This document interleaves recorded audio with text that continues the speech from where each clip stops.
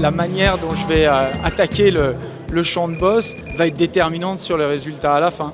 Et j'ai la chance, grâce au sport, de savoir à peu près dans quel état d'esprit il faut attaquer un mur de boss, il faut attaquer les difficultés. Et je vais évidemment pas le faire tout seul. Je veux faire rayonner cet état d'esprit sur mon équipe.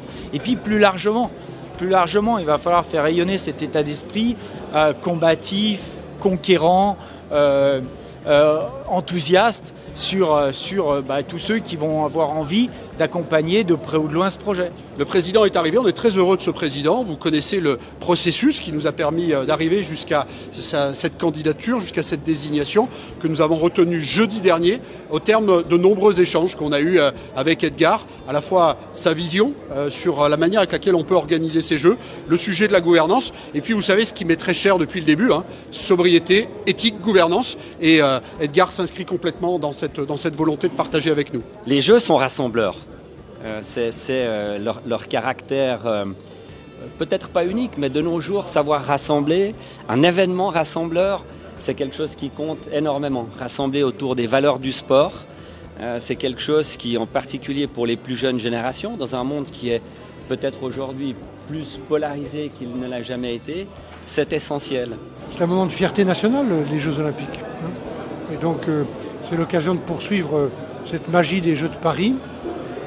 Mais aussi pour nous, et ce n'était pas tout à fait le sujet en 92, des jeux qui soient durables, encore plus durables que les nôtres, pour s'inscrire dans ce grand défi du changement climatique, qui est là, pas aussi grave, pas aussi pressant il y a 30 ans. Au départ, en 2018, on nous croyait peu sur notre capacité à réduire de 50% cette empreinte carbone.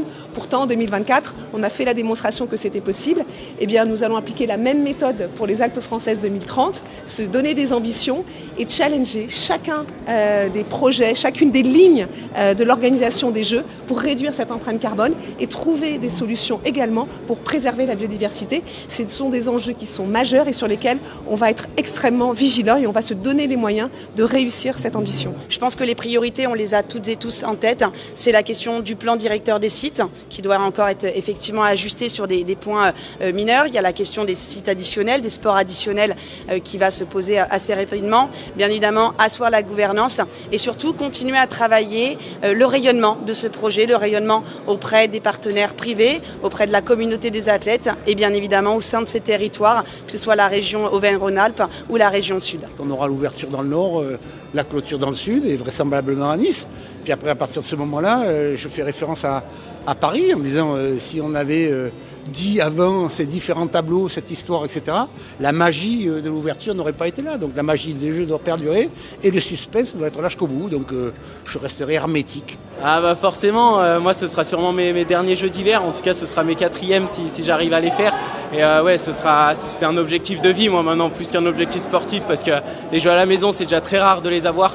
Donc de pouvoir gagner une médaille là-bas, forcément, ce sera objectif hors. J'ai signé la lettre de candidature au président Barre le 19 juillet dernier, le jour où on a rencontré le président de la République avec nos présidents de région.